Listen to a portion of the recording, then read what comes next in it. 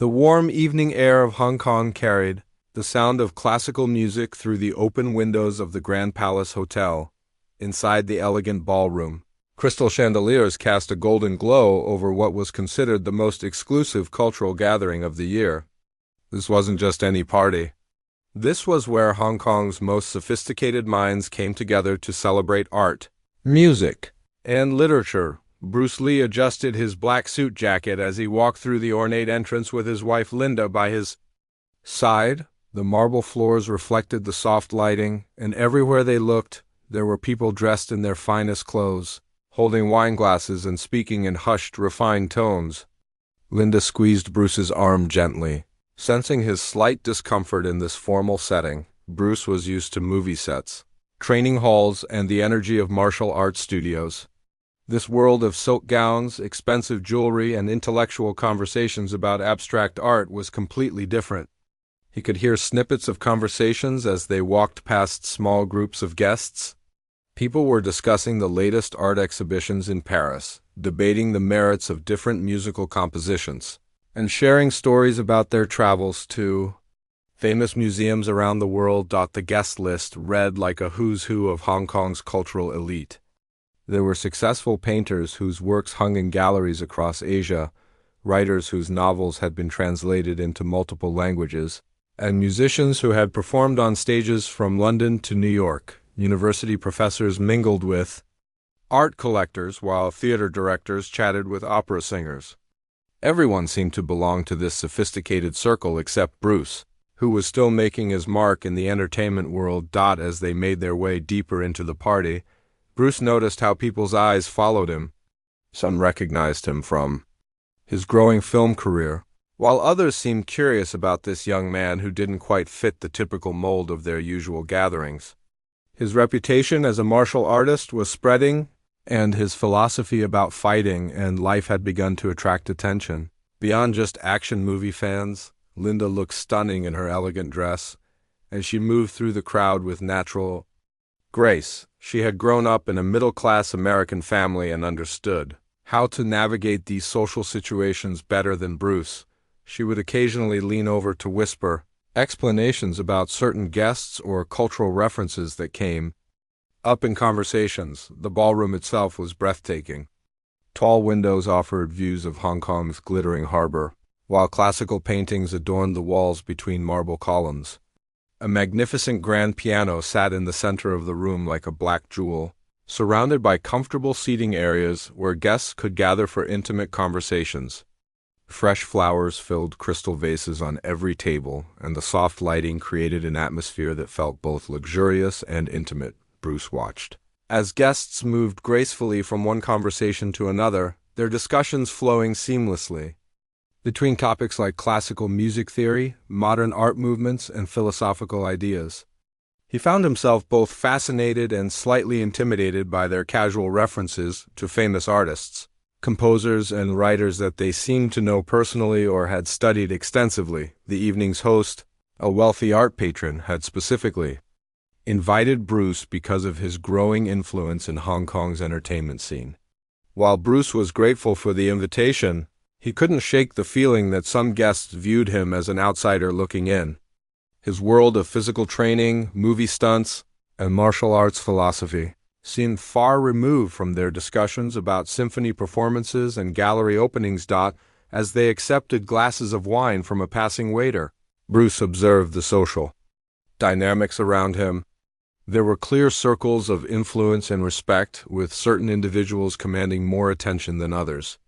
The most respected guests were those who had achieved international recognition in their fields, particularly in what these people considered the higher arts of classical music, fine literature, and traditional painting. Linda introduced Bruce to several guests, and he found himself explaining his background repeatedly. Each time he noticed a pattern in people's reactions. They would express polite interest in his martial arts expertise and his work in films, but there was often a subtle shift in their demeanor when they realized he wasn't a traditional artist or intellectual in their sense of the word. The conversations around them were peppered with references to European cultural capitals, famous conservatories, and prestigious awards that Bruce had never heard of. People would casually mention attending private concerts in Vienna or viewing exclusive art collections in private homes. It was a world where cultural knowledge and artistic sophistication were the ultimate currency. Despite feeling somewhat out of place, Bruce found himself genuinely interested in learning about this different world. He listened carefully as guests discussed the emotional power of different musical pieces, the historical significance of various art movements, and the philosophical underpinnings of great literature. His natural curiosity and desire to understand different perspectives drew him into these conversations. Even when he had little to contribute. As the evening progressed, Bruce began to relax and find his footing in this unfamiliar environment. His natural charisma and thoughtful responses to questions started to win over some of the guests. He discovered that his philosophical approach to martial arts actually resonated with some of the intellectuals, who found parallels between his ideas about personal development and the themes explored in great art and literature. The party continued to flow around them, with guests moving between different areas of the ballroom. Some gathered around the piano, others clustered near the windows with their harbor views, and still others found quiet corners where they could engage in more intimate discussions. The atmosphere was sophisticated but not stuffy, with genuine passion for the arts evident in most conversations. Bruce noticed that despite the refined setting, there were still human dynamics at play. There were subtle competitions for attention, quiet disagreements about artistic merit, and the same social jockeying that happened in any group of people. The difference was that these competitions were fought with cultural knowledge and artistic credentials rather than physical prowess or financial success as they moved through the crowd. Linda pointed out various notable guests and shared what she knew about their achievements.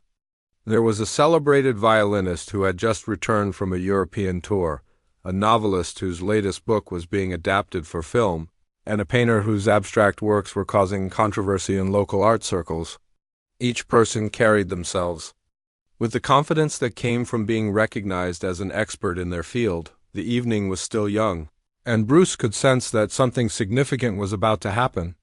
There was an expectant energy in the room, as if the guests were waiting for a particular moment or event.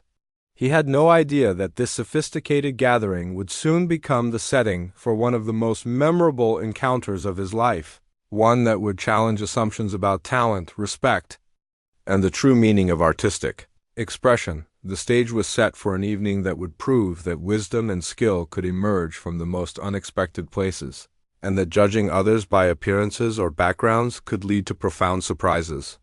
Bruce Lee was about to discover that even in this world of cultural sophistication, his unique talents and disciplined approach to life would find a way to shine through. The soft murmur of conversation in the ballroom suddenly shifted as a distinguished figure entered through the main doors. Heads turned and conversations paused as people recognized the evening's most celebrated guest.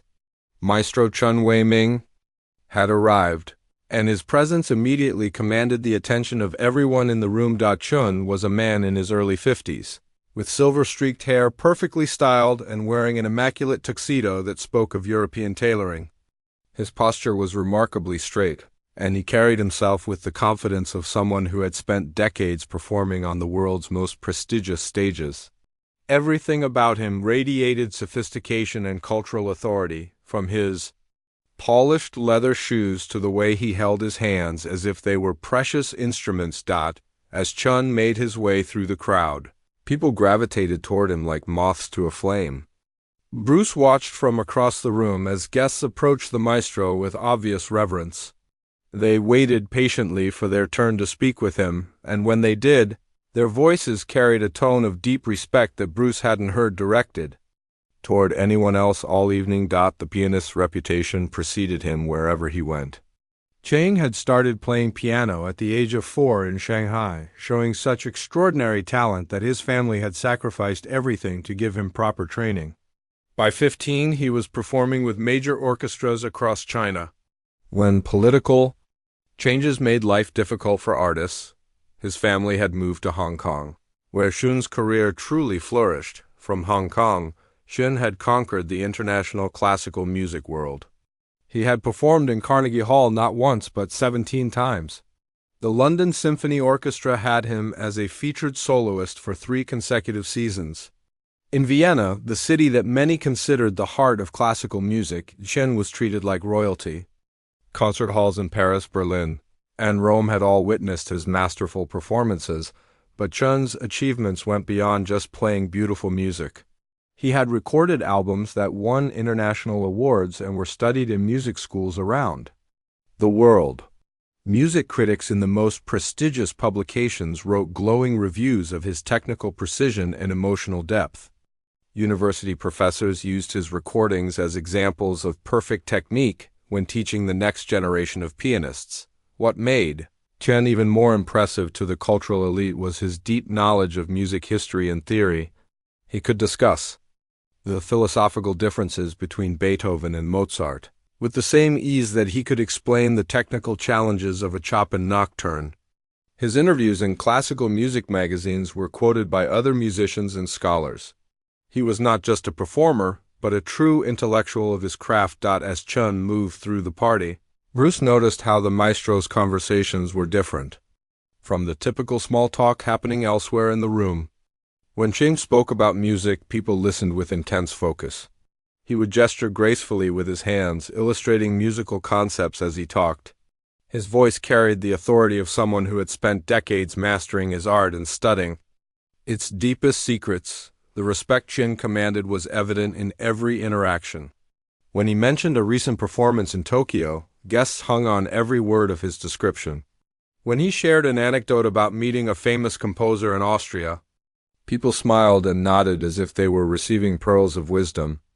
Even other accomplished artists at the party seemed to defer to Chen's expertise and experience. Chen's presence also brought out a more competitive side in some of the guests. Bruce observed how certain people tried to impress the maestro by demonstrating their own cultural knowledge. They would mention obscure classical pieces or reference famous musicians they claimed to know personally.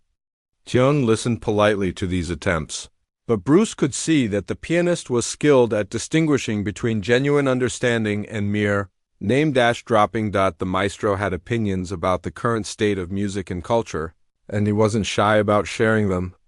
He spoke passionately about the importance of preserving classical traditions in an increasingly commercial world. His voice carried a note of concern when he discussed how popular entertainment was overshadowing what he called serious art. According to Chen, there was a clear hierarchy in the world of culture. With classical music occupying the highest position, Bruce found himself studying Chen's mannerisms and speech patterns. The pianist spoke with perfect diction and used vocabulary that reflected his extensive education. He would often pause thoughtfully before answering questions, as if carefully considering the weight of his words. When he laughed, it was a refined chuckle rather than the hearty laughter was used to hearing in his own circles. The maestro's hands were particularly fascinating to watch. Even when he wasn't playing piano, his fingers moved with a subtle grace that hinted at their incredible skill. Bruce noticed how Chen would sometimes unconsciously tap out rhythms on his leg or trace melodies in the air as he talked. These hands had brought joy to millions of people through their music, and they seemed to have a life of their own. As the evening progressed, Chen began to hold court near the grand piano in the center of the room.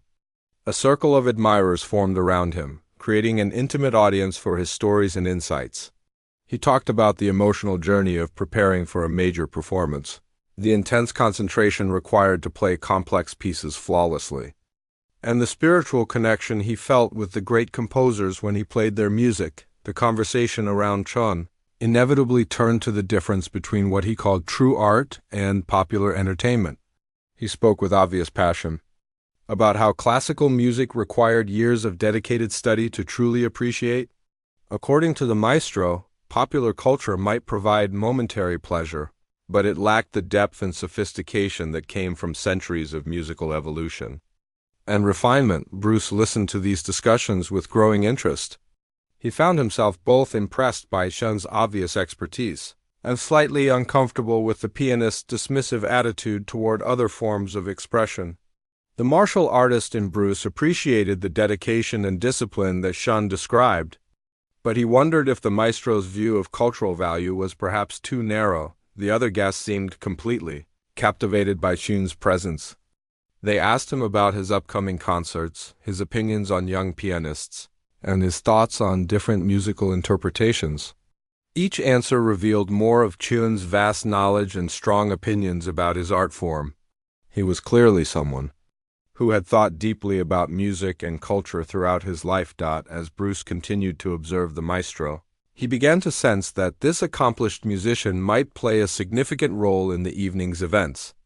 There was something about Chun's confidence and strong opinions that suggested he wasn't someone who would hesitate to express his views, even if they might be uncomfortable for others to hear. The stage was being set for what would become a memorable encounter between two very different worlds: the refined classical music establishment represented by Shun, and the emerging philosophy of martial arts and popular entertainment that Bruce was beginning to embody. Neither man yet knew how their paths would cross that evening, but the cultural tensions that would spark their interaction were already clearly visible in the sophisticated atmosphere of the Hong Kong ballroom. The moment that would change the entire evening began innocently enough. One of the party hosts, an elderly art collector who had been watching both Bruce and Chun throughout the night, decided it would be interesting to introduce these two accomplished men from completely different worlds. He approached Bruce and Linda with a warm smile, gesturing toward where the maestro was holding court near the piano. "Come," the host said to Bruce. "I'd love for you to meet our guest of honor. Chun is absolutely brilliant, and I think you two would have a fascinating conversation." Bruce felt a slight knot form in his stomach, but he nodded politely. Linda squeezed his arm encouragingly as they walked across the marble floor toward the distinguished pianist. The host tapped Chun gently on the shoulder, interrupting a conversation about the technical difficulties of performing Rachmaninoff. "Maestro, I'd like you to meet someone special. This is Bruce Lee, the martial artist and actor who's been making quite a name for himself here in Hong Kong." The host's voice carried genuine enthusiasm, as if he truly believed this meeting would be mutually enriching. Chun turned around slowly, his practiced smile appearing automatically as he extended his hand for a formal handshake. But Bruce could see something change in the maestro's eyes as he processed the introduction. The warmth that had been present when Chun spoke with other cultural figures seemed to cool several degrees. His handshake was firm but brief, and his gaze quickly assessed Bruce from head to toe. "Ah yes, martial arts," Chun said, his voice carrying a tone that Bruce couldn't quite identify at first. "How interesting. I understand you're involved in the film industry as well." The way Shun emphasized the word interesting made it sound less like genuine curiosity and more like polite tolerance. Other guests in the immediate area began to pay attention to the conversation, sensing some sort of shift in the atmosphere. Bruce responded with his characteristic directness and honesty. "Yes, I teach martial arts and I've been working on some films. I'm passionate about sharing the philosophy and principles behind the fighting arts, not just the physical techniques." He spoke with genuine enthusiasm about his work, hoping to find some common ground with this accomplished musician, but instead of the interest that Bruce's philosophy usually generated, Chun's expression became even more distant. "Philosophy," the maestro repeated, as if tasting the word and finding it somewhat distasteful. "How fascinating that physical activities now claim to have philosophical depth." The pause before physical activities was deliberate and cutting, making it clear that Shen didn't consider martial arts to be on the same level as serious intellectual pursuits. Linda felt the tension immediately, and tried to steer the conversation toward safer ground. "Bruce has been studying various forms of philosophy for years," she offered. "He's particularly interested in Eastern thought and how it applies to personal development." Her voice was diplomatic, but Bruce could hear the protective edge that crept in when she sensed he was being dismissed unfairly. Chun's response revealed the full extent of his cultural prejudices. "Oh, I'm sure there's some value in physical training," he said, his words carefully chosen to sound supportive while actually being deeply condescending. "But surely you'd agree that there's a significant difference between, shall we say, activities that engage the body and those that truly challenge the mind and soul?" The maestro warmed to his theme, and his voice took on the tone of someone delivering a lecture to students. True art, you see, requires years of dedicated study, an understanding of history and tradition, and the ability to interpret works that have moved humanity for centuries. It demands intellectual rigor and emotional sophistication that goes far beyond mere entertainment. Bruce felt heat rising in his chest, but he maintained his composure. "I think there's more depth to martial arts than you might realize," he said calmly. "The greatest masters have always understood that true skill comes from developing both body and mind together. There's philosophy, strategy, psychology, and even spiritual elements involved." But Chin seemed determined to establish his superiority in this exchange. Of course, he said with a patronizing nod. "I'm sure what you do requires certain talents, but let's be honest about the fundamental difference between commercial entertainment and genuine artistic expression." His words carried the weight of decades of cultural authority, and several guests nodded along. Apparently agreeing with his perspective, the maestro continued his subtle attack, each word chosen carefully to diminish Bruce's accomplishments while maintaining a veneer of politeness. "You see, when I perform a Chopin sonata, I'm not just playing notes. I'm interpreting the emotional journey of one of history's greatest musical minds. I'm connecting with centuries of cultural evolution. I'm participating in a tradition that has elevated human consciousness for generations." Chun gestured elegantly with his hands as he spoke, the same hands that had created beautiful music on stages around the world. "What I do requires not just technical skill, but deep intellectual understanding, cultural knowledge, and the ability to communicate complex emotions to sophisticated audiences. It's the difference between craft and art, between entertainment and enlightenment." The circle of guests around them had grown larger, and Bruce could feel their eyes watching this cultural clash unfold. Some seemed uncomfortable with Chun's obvious dismissiveness, but others nodded approvingly at the maestro's defense of high culture. The tension in the air was becoming impossible to ignore. Bruce tried once more to bridge the gap between their worlds. "I believe any pursuit can reach artistic levels when approached with the right spirit and dedication," he said. "Whether it's music, martial arts, or any other discipline, what matters is the depth of understanding and the sincerity of the practitioner." But Ching was having none of it. His smile became even more condescending as he delivered what he clearly considered the final word on the subject. "My dear young man," he said, his tone dripping with false kindness, "I admire your enthusiasm, but surely you must recognize that there are levels of sophistication in human endeavors. What you do may require physical coordination and perhaps some strategic thinking, but it simply cannot compare to the intellectual and emotional demands of serious artistic expression."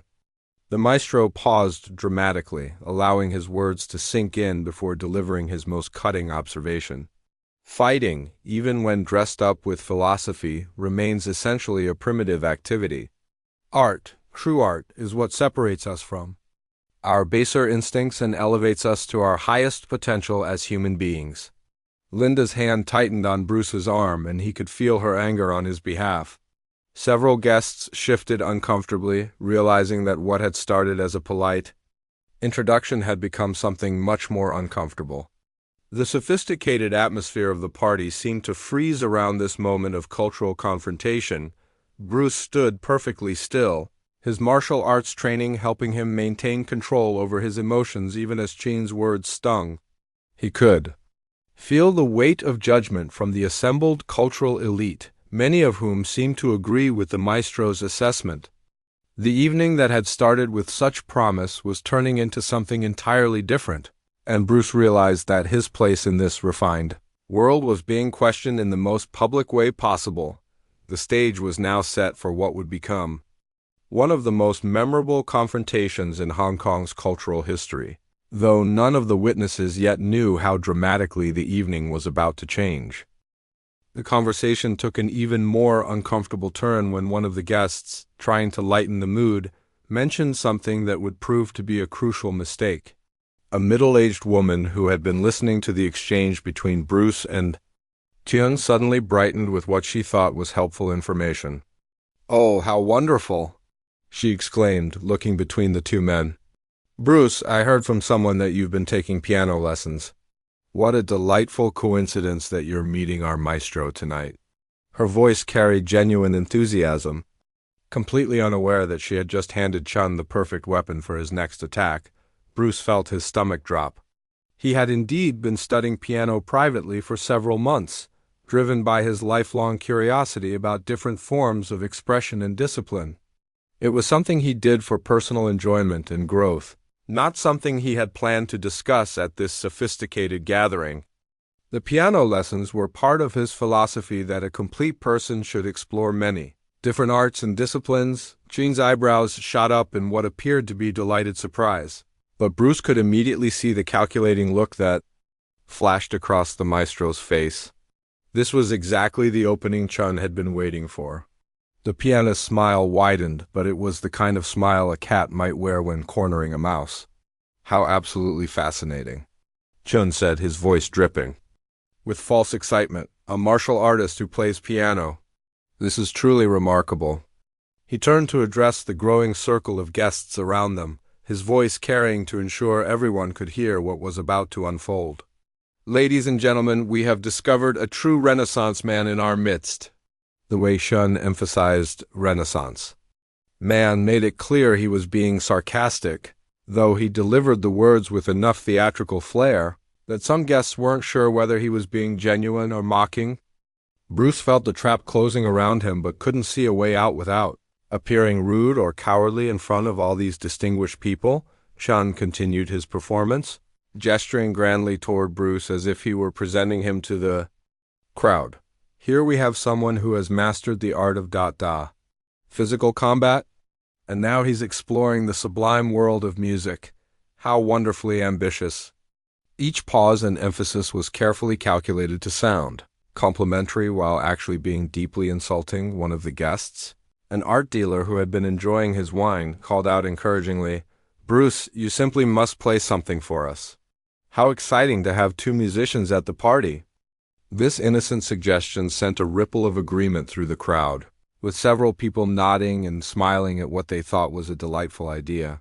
But Bruce could see exactly what was happening. Chun was setting him up for public humiliation, and the well-meaning guests were unknowingly helping to spring the trap. The maestro's eyes gleamed with anticipation as he seized on the suggestion with apparent enthusiasm. "What a marvelous idea!" Chun exclaimed, clapping his hands together, as if the thought had just occurred to him. "I would be absolutely thrilled to hear our young friend demonstrate his musical abilities." The slight pause before abilities was like a knife twist, suggesting that Chun seriously doubted Bruce possessed any real musical talent. The pianist moved closer to Bruce, his voice taking on the tone of someone offering a generous gift. "Please, I insist you play something for us. It would be such a pleasure to witness someone from your background. Attempting to interpret the great masters. The word background was delivered with particular venom, making it clear that Chun viewed Bruce's world as fundamentally inferior. Chun then delivered what he clearly considered the killing blow, his voice loud enough for everyone in the immediate area to hear clearly. "Perhaps something simple would be appropriate. Maybe a basic children's piece? Something from a beginner's instruction book?" His suggestion was accompanied by a patronizing smile that made several guests shift uncomfortably. Finally realizing that this wasn't friendly encouragement, the maestro wasn't finished with his public humiliation. He turned to address the crowd, directly, speaking as if Bruce weren't standing right there. "You know, it's really quite charming when people from the entertainment world try to appreciate serious music. Of course, we mustn't expect too much. After all, there's quite a difference between someone who fights for a living and someone who has dedicated their entire life to musical excellence." Bruce felt his face burning with embarrassment and anger, but his martial arts training helped him maintain outward composure. He could see Linda's face reddening with fury on his behalf, and several guests were now looking distinctly uncomfortable with Chun's obvious cruelty. The sophisticated atmosphere of the party had turned toxic, with everyone watching to see how this cultural humiliation would play out. Chun continued his attack, warming to his theme as he sensed victory within his grasp. I mean, let's be realistic. About this, he said, his voice carrying the authority of his decades of musical accomplishment. Playing piano requires years of dedicated study and understanding of musical theory, technical precision, and emotional sophistication. It's not something one can simply pick up as a hobby. The maestro gestured toward the magnificent grand piano that dominated the center of the room. This instrument has been graced by the fingers of true masters. Tonight, it's been tuned to perfection for serious musical expression. I'm sure our friend here wouldn't want to diminish its dignity with an amateur attempt. The cruel irony in Qian's voice was becoming impossible to miss, and several guests were now openly frowning at his behavior. But Qian seemed intoxicated by his own performance, completely confident that he was about to witness Bruce's complete humiliation in front of Hong Kong's cultural elite. Of course, Chun continued with mock generosity, if you're really determined to try, I suppose we could find something appropriately basic for you to attempt, perhaps Twinkle, Twinkle, Little Star, or maybe a simple scale exercise, something that wouldn't tax your limited experience too severely. Each suggestion was delivered with increasing condescension, and Bruce could feel the weight of every pair of eyes in the room watching this cultural assassination unfold. Qian had successfully turned what should have been a pleasant social gathering into a public trial, with Bruce cast as the defendant, whose very presence in this refined world was being questioned. The pianist's final gambit was delivered with theatrical flourish, his arms spread wide as if offering a magnificent gift. I tell you what, Chun announced to the assembled crowd, let's make this interesting. I'll personally select an appropriately simple piece for our martial artist friend to attempt. Something that even someone with no real musical training might be able to stumble through without completely embarrassing himself. The challenge hung in the air like a gauntlet thrown down, and Bruce realized that Chun had maneuvered him into an impossible position. If he declined to play, he would appear cowardly and would essentially be admitting that Chun was right about his limitations. But if he accepted, Chun clearly expected him to fail spectacularly in front of all these sophisticated people, confirming every prejudice about the inferiority of popular entertainment compared to high culture. Linda moved closer to Bruce, her hand finding his arm in a gesture of support and solidarity. The entire ballroom seemed to hold its breath, waiting to see how Bruce would respond to this carefully orchestrated public humiliation. Chun stood beside the piano with obvious satisfaction, completely confident that he had just delivered a masterclass in cultural superiority that would be talked about in Hong Kong's elite circles for years to come. The silence that followed Chun's challenge seemed to stretch on forever. Bruce stood motionless, feeling the weight of dozens of eyes watching him, waiting to see how he would respond to this carefully crafted trap. His mind raced through his options, none of which seemed particularly appealing. The sophisticated crowd around him buzzed with quiet anticipation, some genuinely curious about what would happen next, others clearly expecting to witness his public embarrassment. Bruce's first instinct was to politely decline and walk away from this toxic situation. Every fiber of his being told him that engaging with Chun's cruelty would only lead to more humiliation. He had nothing to prove to these people, and certainly nothing to gain from playing into the maestro's obvious setup. The wise thing would be to simply excuse himself and Linda from this gathering and leave with whatever dignity remained intact. Thank you for the kind offer, Bruce began slowly, his voice carefully controlled. But I don't think this is the right time or place for me to play. I'm still very much a beginner, and I wouldn't want to disturb such a sophisticated evening with my amateur efforts. His words were diplomatic and gracious, giving Chun a face-saving way to end this cruel game, but Chun wasn't interested in face-saving or grace. He had smelled blood in the water, and like a shark, he was determined to finish what he had started. The maestro's eyes lit up with triumphant satisfaction, as if Bruce's polite refusal was exactly what he had been hoping for. Oh, how disappointing. Chun exclaimed loudly, making sure his voice carried across the ballroom. And here I thought we might finally get to see someone from the entertainment world attempt to appreciate real art. His words were carefully chosen to make Bruce's refusal sound like cowardice, rather than wisdom. The pianist turned to address the crowd with theatrical disappointment, spreading his arms wide as if appealing to their sense of cultural justice. Ladies and gentlemen, it appears that our martial artist friend prefers to stick to what he knows best. Perhaps the gap between physical performance and artistic expression is simply too great to bridge. Chun's performance was masterful in its cruelty. He managed to sound both understanding and deeply condescending at the same time. Of course, we shouldn't really be surprised, he continued, his voice carrying to every corner of the immediate area. After all, true musical expression requires a certain refinement that can't be developed overnight. It takes years of dedicated study, cultural understanding, and intellectual sophistication. The maestro paused dramatically, letting his words sink in before delivering what he clearly considered his knockout punch. I suppose when one spends their time engaged in physical combat, there's simply no opportunity to develop the sensitivity and depth required for serious artistic endeavor. Different worlds, different capabilities, as they say. Bruce felt something shift inside him as Chun's words hit their mark. This wasn't just about piano playing anymore. The maestro was attacking everything Bruce stood for, dismissing his entire philosophy and approach to life as inferior and primitive.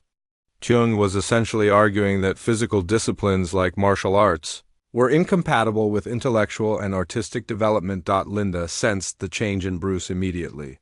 She could feel the tension building in his body, see the slight tightening around his eyes that indicated his patience was reaching its limit.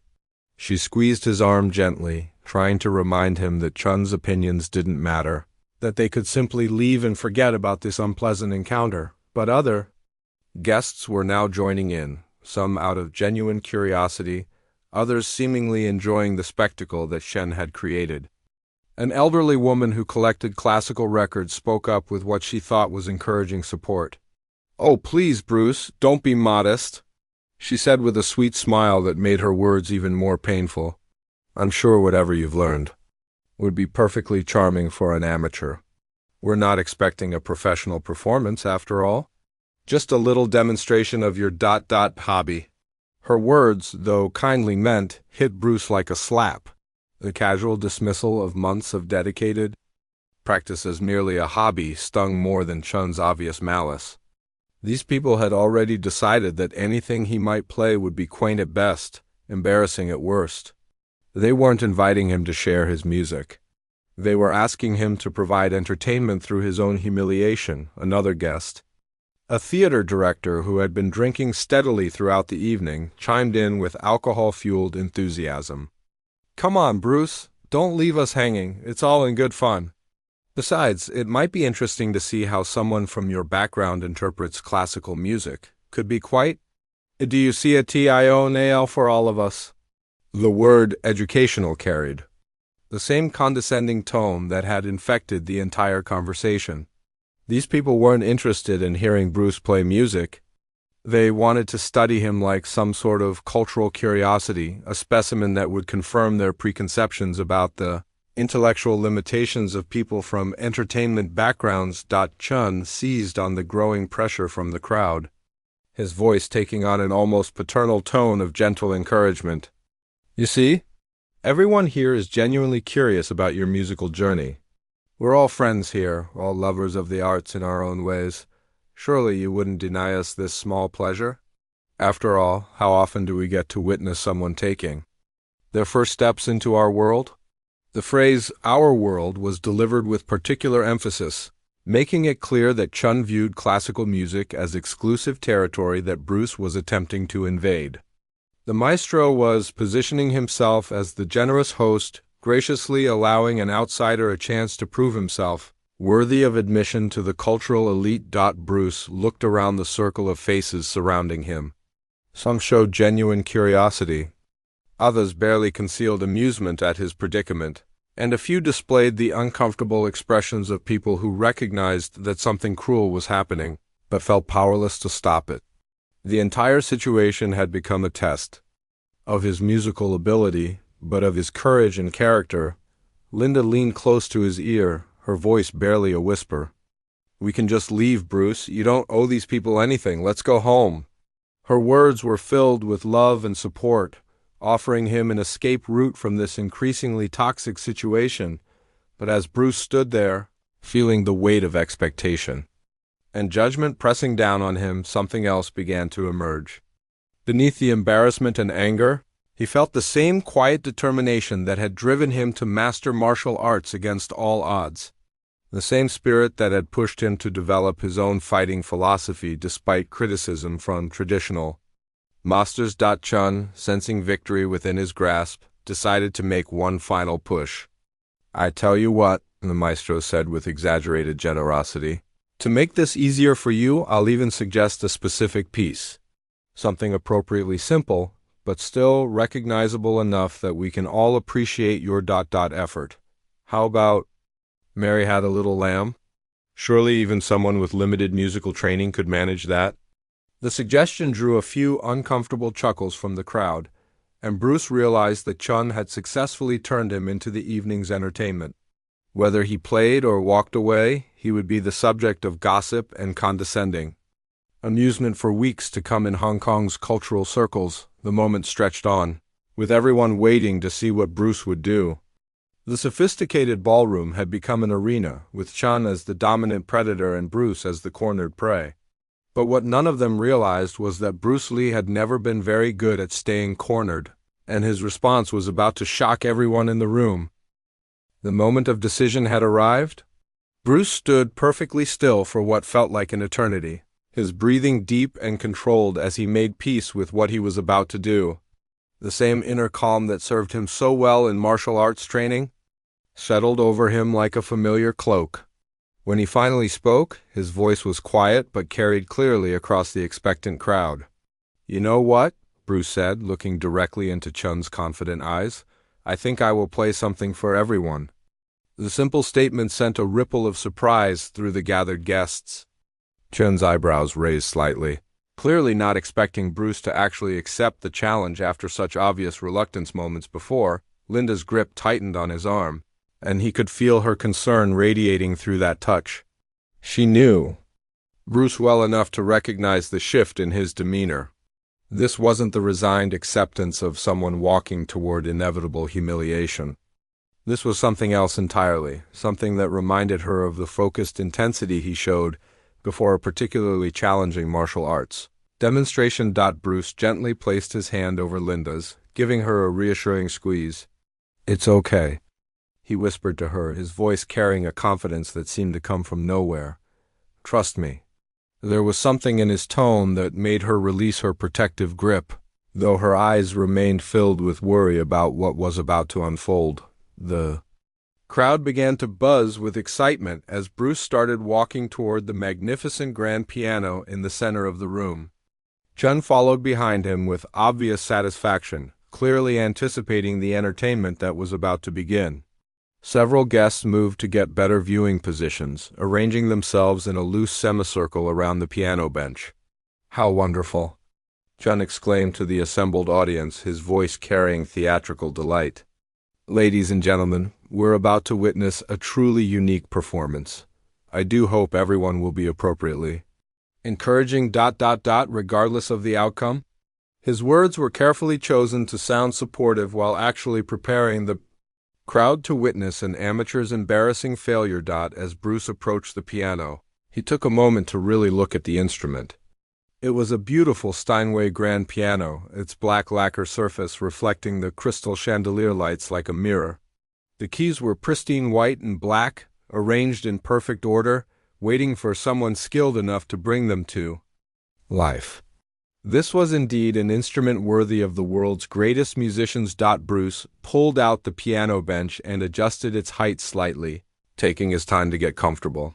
His movements were deliberate and unhurried, showing none of the nervous energy that Chun clearly expected from someone about to make a fool of himself in public.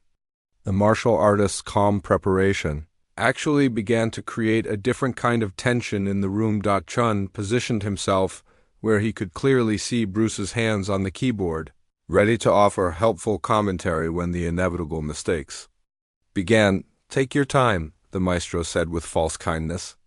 "There's no rush. We're all here to support your artistic journey, regardless of how it unfolds." Several guests were whispering among themselves, speculating about what piece Bruce might attempt to play. Most seemed to assume he would stick to something very basic, probably one of the simple children's songs that Chun had suggested.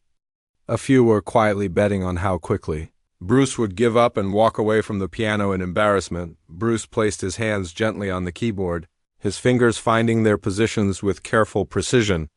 The room fell into complete silence, with even the background conversations from other parts of the ballroom seeming to fade away. Every eye was focused on this moment, waiting to see what would happen when the martial artist tried to play classical music. For a few seconds, Bruce simply sat there with his hands on the keys, appearing to center himself mentally. His breathing was slow and controlled, and his posture was perfectly straight but relaxed.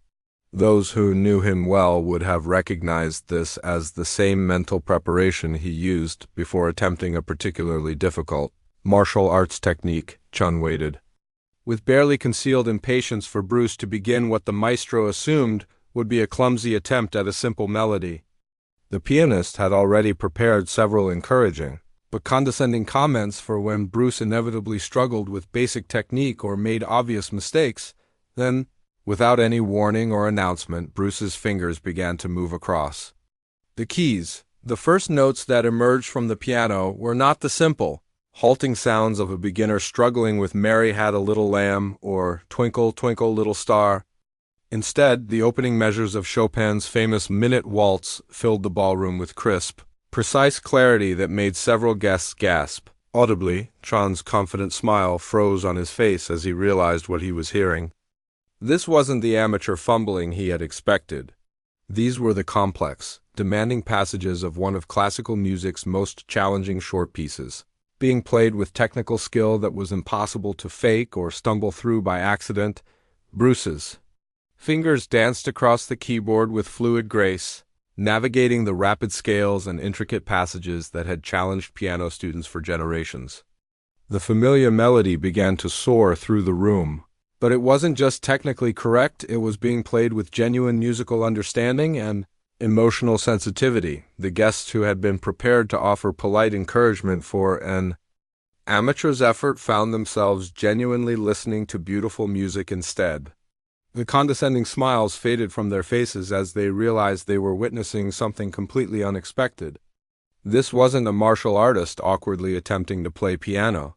This was a skilled pianist performing one of the repertoire's most beloved pieces. Chun's face had gone completely pale as he watched Bruce's hands move with the kind of precision and control that took years to develop.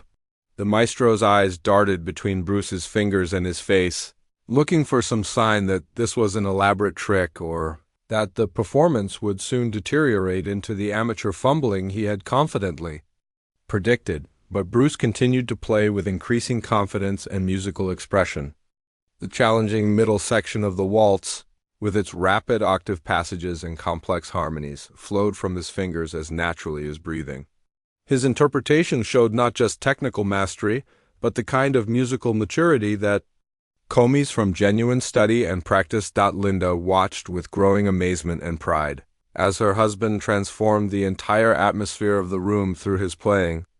The cruel anticipation that had filled the air moments before was replaced by genuine appreciation for the beautiful music filling the ballroom. Several guests began to smile with real pleasure, their earlier judgments forgotten in the face of Bruce's unexpected artistry. The piano seemed to come alive under Bruce's touch, responding to his musical intentions with rich, full tones that demonstrated his understanding of how to properly voice the instrument. This wasn't just someone playing the right notes in the right order. This was someone who truly understood how to make music with the piano. As Bruce approached the dramatic climax of the piece, his playing became even more confident and expressive. The rapid passages that had intimidated countless piano students flowed from his fingers with apparent ease, while the lyrical sections sang with genuine warmth and emotion. The martial artist had become a musician, and the transformation was stunning to witness. Chun stood frozen in place, his entire worldview crashing down around him as he realized that every assumption he had made about Bruce's capabilities was completely wrong. The maestro's carefully constructed cultural superiority was being demolished by each perfectly executed phrase, each beautifully shaped musical line that proved Bruce's dedication to serious musical study. The final measures of the waltz approached, and Bruce's playing built toward the concluding flourish with the same focused intensity he brought to everything he did. The room held its collective breath as the performance neared its end, everyone realizing they were witnessing something truly special. The final notes of Chopin's Minute Waltz rang through the ballroom with crystal clarity before slowly fading into complete silence. Bruce's hands lifted gracefully from the keyboard and settled gently in his lap. For a moment that seemed to stretch forever, nobody moved or spoke. The silence was so profound that the distant sounds of Hong Kong's harbor traffic could almost be heard through the tall windows. Then, like a dam bursting, the silence exploded into thunderous applause. The guests erupted in genuine appreciation, their clapping echoing off the marble walls and crystal chandeliers. But this wasn't the polite, obligatory applause that might have followed an amateur's brave attempt at entertaining a crowd. This was the kind of spontaneous, enthusiastic response reserved for truly exceptional performances that left audiences genuinely moved and impressed. Several guests were shaking, their heads in amazement, their faces showing the kind of surprise that comes from having all expectations completely shattered. An elderly gentleman who had attended countless classical concerts throughout his life was heard muttering, "Extraordinary. Absolutely extraordinary." As he continued clapping with obvious delight, the woman who had earlier suggested Bruce play something charming for an amateur now looked thoroughly embarrassed by her condescending words.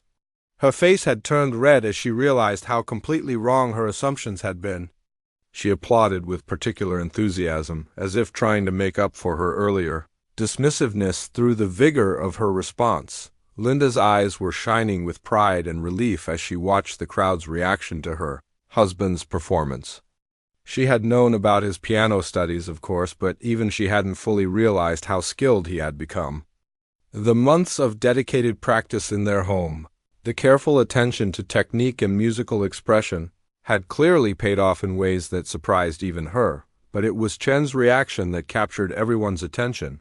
Once the initial wave of applause began to subside, the maestro stood frozen beside the piano, his face cycling through a complex series of emotions that was fascinating to observe. The confident smirk that had dominated his expression all evening had completely vanished, replaced by something that looked like genuine shock. Chun's mouth hung slightly open as he stared at Bruce, as if he couldn't quite believe what he had just witnessed. The pianist's carefully constructed world of cultural hierarchy and artistic superiority had just been turned completely upside down. Everything he thought he knew about the relationship between serious art and popular entertainment had been challenged by those 3 minutes of beautiful music. The maestro's hands, which had been gesturing confidently throughout the evening as he made his points about musical sophistication, now hung limply at his sides. His eyes darted between Bruce and the keyboard as if he were trying to figure out how such polished playing had emerged from someone he had dismissed as culturally inferior. Several guests were now approaching Bruce with genuine enthusiasm, wanting to congratulate him on his unexpected performance. A distinguished music professor from the local university pushed through the crowd, his face animated with excitement. "My goodness, Bruce!" the professor exclaimed, reaching out to shake his hand vigorously. "That was absolutely magnificent. The technical precision, the musical phrasing, the emotional depth. Where on earth did you learn to play like that?" His questions tumbled out in rapid succession, reflecting the curiosity of someone who genuinely appreciated what he had just heard. Concert violinist, who had remained quiet during Chun's earlier attacks, now stepped forward with obvious respect. "Bruce, I have to tell you, I've heard that piece performed by professionals, who didn't bring nearly the level of musical understanding that you just demonstrated." Your interpretation of the middle section was particularly beautiful, so expressive and yet technically flawless. The praise continued to flow from multiple directions as more guests realized they needed to completely reassess their opinions about Bruce's artistic capabilities. The theater director, who had earlier made condescending comments about educational entertainment, now seemed eager to engage Bruce in serious conversation about the relationship between different art forms, but perhaps the most telling reaction came from a group of younger guests who had been quietly observing the evening's cultural politics with growing discomfort. They began applauding with renewed enthusiasm, as if Bruce's performance had somehow vindicated their own belief that talent and artistic sensitivity could emerge from unexpected places. Chun finally managed to close his mouth and attempted to regain some composure, but his usual confident demeanor had been completely shattered.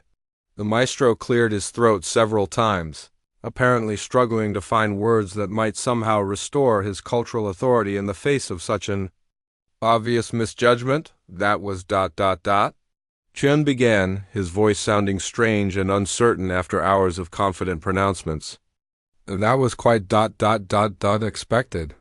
The words seemed to cost him considerable effort, as if admitting that Bruce could actually play piano challenged everything he believed about artistic hierarchy and cultural sophistication.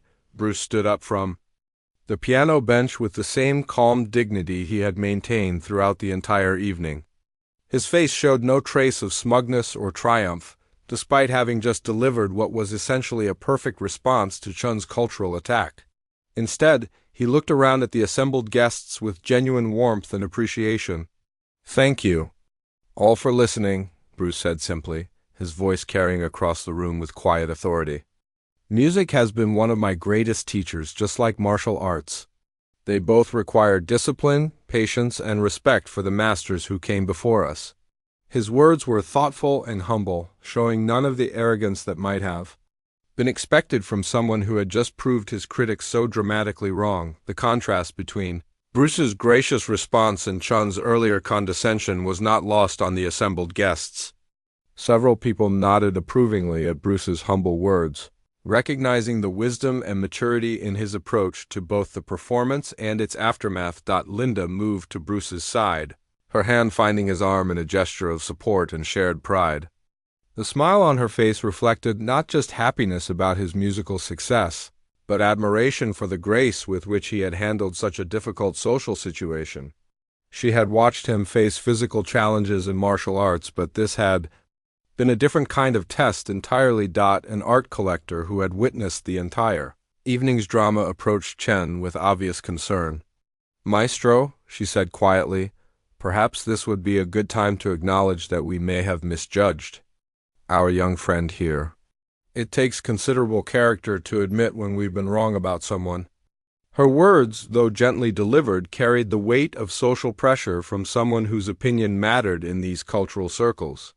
Other guests were watching to see how Chun would respond to this obvious invitation to gracefully acknowledge his mistake and restore some dignity to the evening. The maestro's face continued to show the internal struggle between his wounded pride and his recognition that the entire room had witnessed his complete misjudgment of Bruce's abilities. The confident cultural authority he had wielded so easily just minutes before now seemed fragile and uncertain in the face of such undeniable evidence of his prejudice. As the applause finally began to fade and conversations started to resume throughout the ballroom, it was clear that the evening had taken a dramatic turn that no one had anticipated. The story of the martial artist who shocked Hong Kong's cultural elite with his piano playing was already beginning to take shape in the minds of everyone who had witnessed this remarkable reversal of expectations. The weight of the entire ballroom's attention now focused on Chun, and everyone could sense that this moment would define not just the rest of the evening, but possibly the maestro's reputation in Hong Kong's cultural circles for years to come. The pianist stood there for what felt like an eternity, his internal struggle visible on his face as pride battled with the undeniable reality of what had just happened. Finally, Chun took a deep breath and stepped forward. The confident posture that had characterized his presence all evening was gone, replaced by something much more human and vulnerable. When he spoke, his voice had lost its earlier theatrical authority and carried instead the weight of genuine humility. "Bruce," Chun began, his words coming slowly and carefully, "I owe you a profound apology." The maestro's voice was quiet but carried clearly across the expectant room. "I have spent this entire evening making assumptions about you based on nothing more than my own prejudices and narrow-mindedness." The sincerity in Chun's voice was unmistakable, and several guests nodded approvingly as they recognized the courage it took for someone of his stature to publicly acknowledge such a significant error in judgment. The maestro's hands, which had gestured so confidently throughout the evening, now moved nervously as he struggled to find the right words. "What you just played," Chun continued, his eyes meeting Bruce's directly, "was not just technically excellent. It showed genuine musical understanding, emotional depth, and the kind of interpretive skill that comes only from serious dedication to the art form. I was completely wrong about your abilities, and more importantly, I was wrong about the relationship between different forms of artistic expression." Bruce listened to Chun's apology with the same calm attention he had shown throughout the evening's challenges. There was no trace of smugness or triumph in his expression, only the quiet dignity of someone who understood that this moment was about more than just personal vindication. Chun wasn't finished with his public acknowledgement of error. "I realize now that my belief in cultural hierarchy was nothing more than intellectual arrogance disguised as sophistication. True artistry, real dedication to craft, can emerge from any background and flourish in any form of expression." His words carried the weight of someone whose entire worldview had been fundamentally challenged and changed. The maestro turned to address the assembled guests, his voice growing stronger as he found his footing in this new understanding. "Ladies and gentlemen, what we've witnessed tonight is a perfect example of why we should never judge others based on superficial categories or assumptions. Bruce has shown us that discipline, dedication, and genuine artistic sensitivity are universal, qualities that transcend the artificial boundaries we create between different forms of expression." An elderly music teacher who had taught several generations of Hong Kong's cultural elite stepped forward with tears in her eyes. "Chun, your words show tremendous wisdom and growth. It takes real character to admit when we've been wrong, especially in front of so many people. This evening has been educational for all of us." Bruce finally spoke, his voice warm and understanding. "Chun, I appreciate your apology, but I think we've all learned something valuable tonight. The truth is, whether someone is mastering piano, martial arts, painting, or any other discipline, the fundamental principles are the same. It requires patience, respect for those who came before us, countless hours of practice, and a willingness to constantly improve." The martial artist's words resonated throughout the room as guests began to understand the deeper lesson that had emerged from this unexpected confrontation. Bruce continued, his philosophy becoming clearer with each word. "In martial arts, we learn that strength without wisdom is meaningless, just as technique without understanding leads nowhere. The same is true in music or any art form. What matters isn't the category we put something in, but the sincerity and dedication that the practitioner brings to their craft." Linda smiled as she listened to her husband articulate the principles that guided his approach to life. This was the Bruce she knew best, not someone interested in proving his superiority over others, but someone genuinely committed to understanding and sharing the connections between different forms of human expression. Chun nodded thoughtfully as Bruce spoke, clearly processing these ideas in a new way. "You're absolutely right," the maestro said. "I've spent so many years focused on defending the superiority of classical music that I lost sight of the universal principles that make any art form meaningful. Your martial arts background didn't limit your musical development. It probably enhanced it through the discipline and focus you learned." The conversation that followed was unlike anything the ballroom had witnessed earlier in the evening. Instead of the competitive cultural positioning that had dominated the early hours, guests began sharing genuine insights about the connections between different art forms. The theater director talked about how physical training had improved his understanding of dramatic expression, A painter discussed how studying music had influenced her use of rhythm and flow in visual compositions. Bruce found himself at the center of a fascinating discussion about the philosophical foundations that connected various disciplines.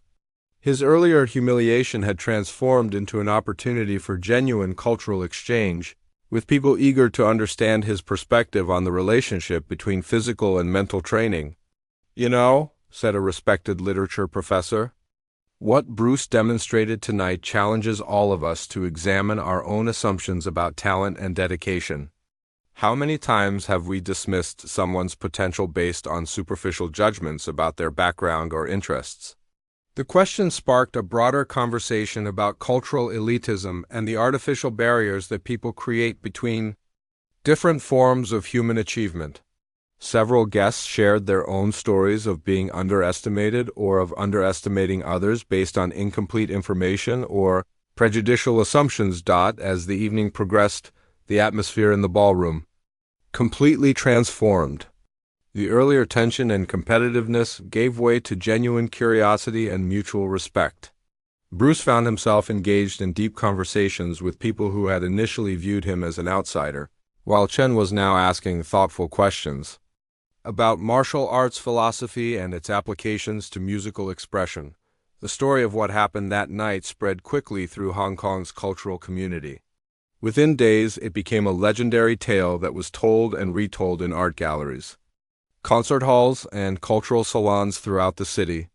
The narrative of the martial artist who silenced his critics with a beautiful piano performance became a powerful symbol of the dangers of prejudgment and the importance of recognizing talent wherever it appears. For Shun, the evening marked a turning point in his approach to music and culture. He began incorporating ideas about discipline and philosophical depth from other traditions into his teaching and performances. His subsequent interviews and articles reflected a much broader and more inclusive understanding of artistic achievement. Bruce's reputation in Hong Kong's cultural circles was permanently transformed. He was no longer seen as just an entertainer or martial artist, but as someone who embodied the universal principles that connected all serious artistic endeavor. Invitations to cultural events poured in, not as novelty appearances, but as genuine recognition of his multifaceted talents and thoughtful approach to personal development. The evening's events became a teaching story that parents told their children about the importance of not judging others by appearances.